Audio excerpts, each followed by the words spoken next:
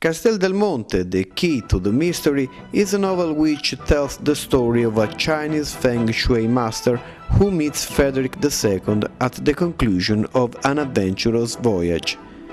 Their conversations are the essential basis for the construction of Castel Del Monte according to the tenets of the ancient Chinese art.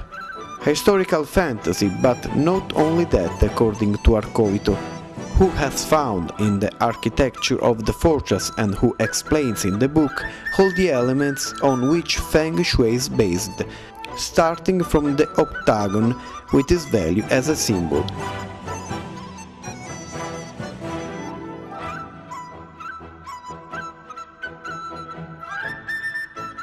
This civil engineer from Messina, who has been studying the subject for 20 years, maintains that it's not just a question of coincidence, and that the story he narrates could quite well have actually taken place.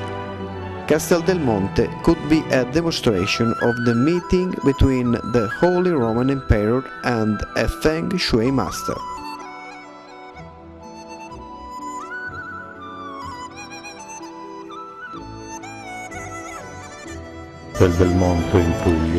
Castel del Monte in Apulia is full of, in my opinion, very markedly shows signs of these techniques.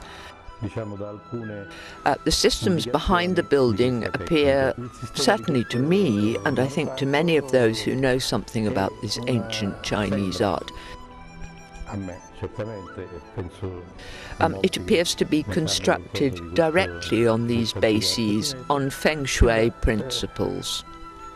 Fatto ad hoc su queste basi, sulle basi del Feng Shui. The shape of the castle structure is something which backs up Arcovito's theory. This Apulian fortress, whose genesis is attributed to Frederick II, has an octagonal floor plan, and at each angle there is a small tower which is also octagonal. The inner courtyard is octagonal too. L'ottagono perché in pratica è una figura che è un classico del Feng Shui. Well, the octagon, this is a shape which is a classic of Feng Shui. It's considered, it's a kind of formula. Any Feng Shui master who is beginning a study of directions and so on will base it on an octagon known in Chinese as the bagua. This is the basic formula from which every study concerning Feng Shui principles originates. The difficult part, well, not so difficult really to construct, and here I'm talking about my book, the novel I've written, was how to have this great master of this Chinese art meet Frederick II of Swabia. Of course, the meeting is not historically proven, but it's quite possible. It's possible because Frederick II of Swabia had a very varied court.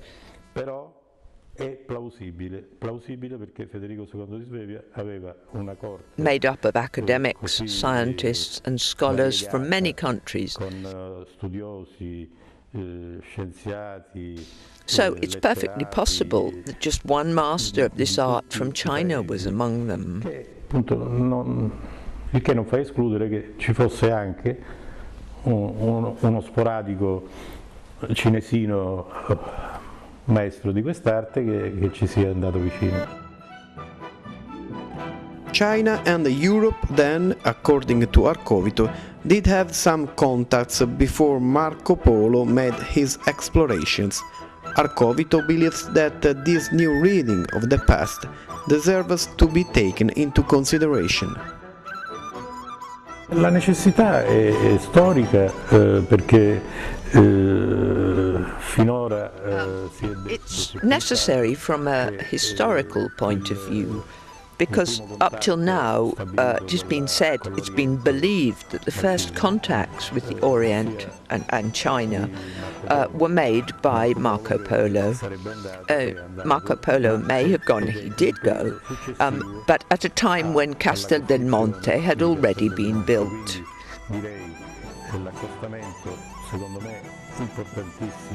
So I would say if contact, a very important one in my view, with the millenary culture of China in the Middle Ages first occurred in Frederick II of Swabia's time, then I think this would be quite a striking discovery. Then again, for someone who has some experience of Feng Shui, the traces are fairly obvious. There's a raft of signs, not only the octagonal shape.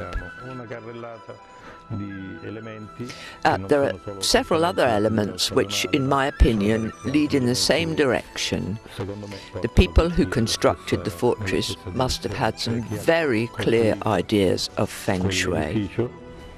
Doveva avere delle ottime nozioni, ottime, di Feng Shui.